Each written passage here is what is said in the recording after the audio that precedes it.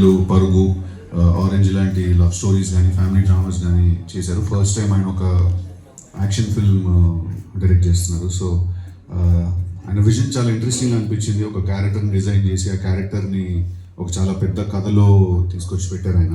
So definitely excitement అయితే చాలా వచ్చిందండి. మీరు అన్న వర్డ్ చాలా కరెక్ట్, ఎక్సైటింగ్గా అనిపించింది నాకు తెలిసి ఏ ఫీలింగ్ అయినా ఒక మనిషిలో క్రియేట్ చేయగలుగుతాం, బట్ ఎక్సైట్మెంట్ అనేది మనం క్రియేట్ చేయలేము, తన లోపల నుంచి రావాలి.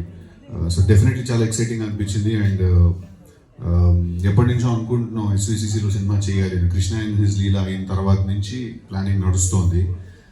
One of the most senior producers, చాలా పెద్ద పెద్ద సినిమాలు చేశారు. సో వెరీ లక్కీ ఇంత పెద్ద బ్యానర్లో నేను ఫిల్మ్ చేయడం.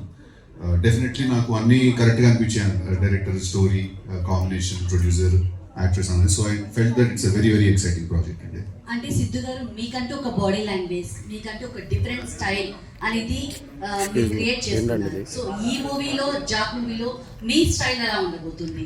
అదేనండి, అంటే సేమ్ బాడీ లాంగ్వేజ్ ఈ సినిమాలో కూడా, బట్ కథ వేరు, క్యారెక్టరైజేషన్ వేరు, కథనం వేరు. మీరు అన్న body language, characterization, style or ఒక వైబ్ ఏదైతే నేను క్రియేట్ చేసుకున్నానో, భాస్కర్ గారు డెఫినెట్గా అది ఎక్కడ కూడా మిస్ అవ్వకుండా ఆయన ప్లాన్ చేశారు ఈ సినిమా. ఇన్ఫ్యాక్ట్ నాకు సినిమా బిగినింగ్లో ఆయన చెప్పిన మాట ఏంటంటే, నేను అస్సలు ఎక్కడ కూడా నీకున్న బాడీ లాంగ్వేజ్, ఎనర్జీ కానీ ఎక్కడ కూడా తగ్గకుండానే నేను ఈ సినిమా తీస్తాను, ఏదో నేను వేరే కైండ్ ఆఫ్ ఫిల్మ్స్ చేస్తాను కదా అని చెప్పి దీనిలో నిన్ను మార్చేయను కంప్లీట్గా.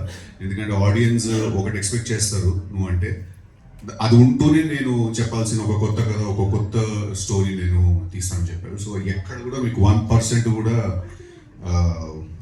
తగ్గదండి ఆ ఎనర్జీ. టిల్లు వాగుతూనే ఉంటాడు కదా, అలాగే జాక్ కూడా మాట్లాడుతూనే ఉంటాడు సినిమా.